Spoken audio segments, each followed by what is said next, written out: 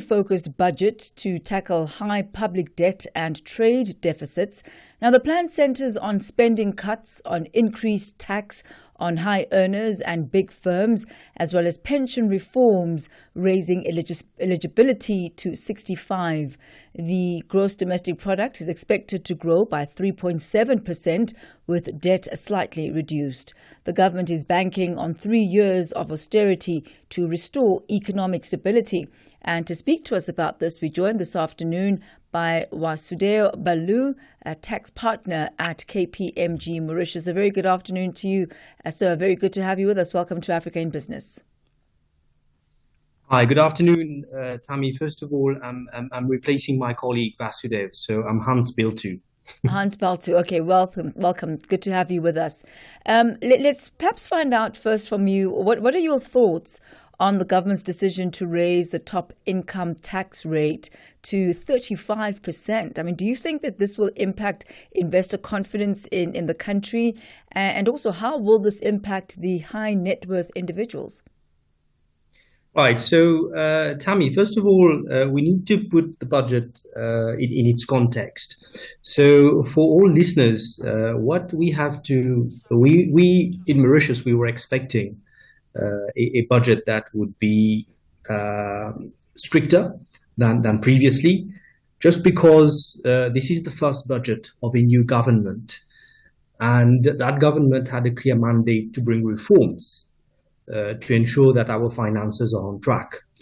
And if you hear the way the budget was presented to the nation, one of the key priorities for Mauritius to remain attractive as an investment destination was to make sure that the economic fundamentals are corrected so that the country remains or retains its sovereign investment rating by Moody's. So at the back of all the measures, across sectors, increasing taxes, a focus on high net worth individuals. So at the back of that was let's say, a five-year view that measures should maintain Mauritius as an investment grade destination. So that was it. And as you're aware, if you look at the numbers, there are two key things which had to be corrected. One is a public sector debt that was sitting at 90% of our GDP, and the trade deficit, which was sitting at 29.4% of our GDP. So when you look at the key components, it was expected that we would be having reforms. It was expected that there would be fiscal consolidation, and it was clearly spelled out in the budget that in the transition, there would be a 3-year phase, and that fiscal consolidation took immediate measures. So the immediate measures to increase government revenue led to those increased taxes. But I agree with you when you say, the tax hikes on high net worth individuals and corporates. I think the tax rates that we're seeing, they are at rates that we haven't seen before. But the government made it very clear that these were fundamental changes or fundamental burden sharing needed by all stakeholders immediately. This budget projects a 16.9% increase in public revenue. Is this attainable, specifically considering the challenges and the economic challenges specifically that you've highlighted? Yes. The budget, when you look at the themes under which the measures were announced, you had 3 parts. One was economic renewal, the second one was a new social order, and then the third one was fiscal consolidation. So I think fiscal consolidation are the immediate measures, and then there are more medium to long-term measures around an economic renewal, which would be preparing Mauritius for the next generation investment platform, being AI tech enabled, and then a new social order. Now, the measures within those as you say, is it going to be sustainable? Is the expenditure going to be contained? What we saw, on the one hand, there was the direct taxes increasing for personal taxpayers, corporate taxpayers, high income earners. And on the other hand, on the expenditure side, you had a rationalization of government bodies that gave quite a lot of savings, around 5 billion rupees, and another big savings that is projected to be coming from pension reforms. So the pension reforms responds to the two demographic features of Mauritius. One is an aging population, and the second one, the extension of the retirement age from 60 to 65. So previously you were entitled to an old age pension at the age of 60. Now this is going to be phased out, and within 5 years' time, the pensionable age would be 65.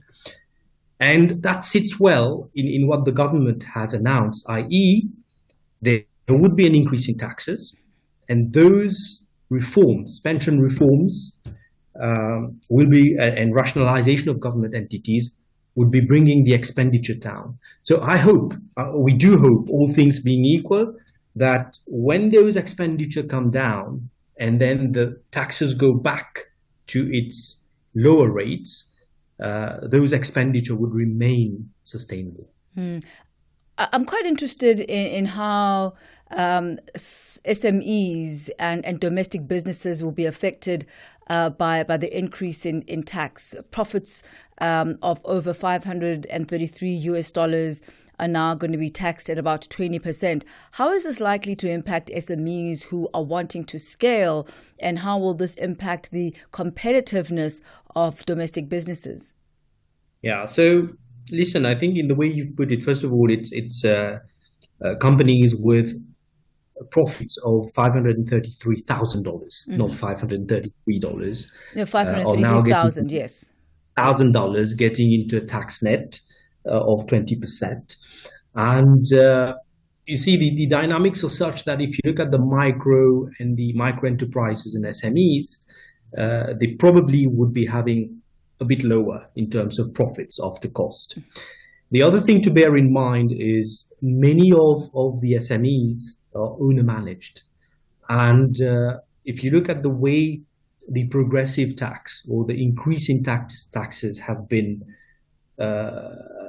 devised, what you see is currently 81% of taxpayers are not going to be affected by the higher tax rates. Yeah.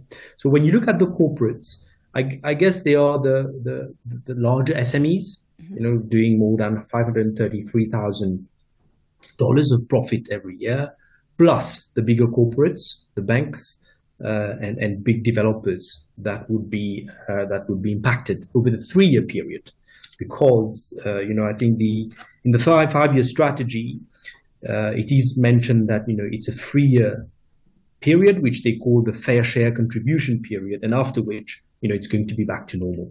So I do believe we are still, the budget was announced last Thursday. We're still getting sector feedback. I do know that many sectors are re-looking at their strategy. And I think we, as the business community will take comfort from the fact that, since independence, Mauritius has remained pro-business. Mauritius has been a platform economy serving Africa.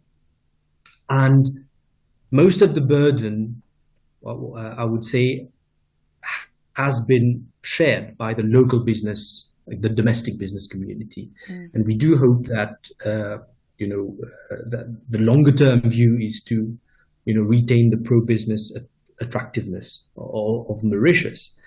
I guess the only big thing that comes out, and that is normal when you look at reforms, same as South Africa, we have also endorsed the global minimum tax for multinational corporations, and that is a reform that is happening globally for all countries to remain, to retain an acceptable tax status.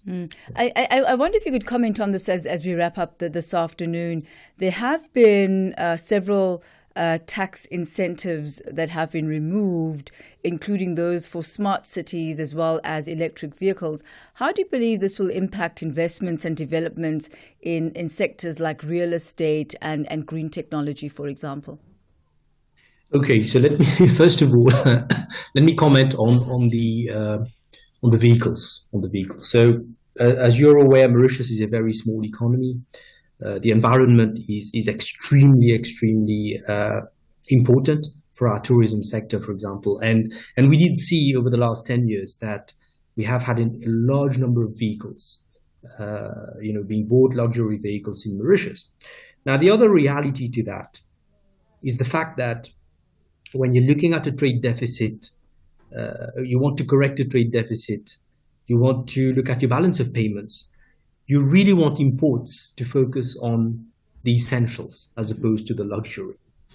And I guess it is with this in mind, the environmental agenda, plus the fact that we need to protect our foreign exchange reserves coming out of COVID, which impacted our tourism sector a lot. So it was expected that more taxes would be imposed on vehicles, on the purchase of vehicles. So that is one. Yes, and unfortunately our time doesn't allow us to continue, but I think point well made. It's really about the essentials right now. It's really about stabilizing right now. Thank you very much for taking us through those budgetary reforms, and we'll see how the new government does fare and how the citizens and business in Mauritius actually react on the backdrop of this. We thank you very much for your time this afternoon. Thank you. Thank you, sir. From KPMG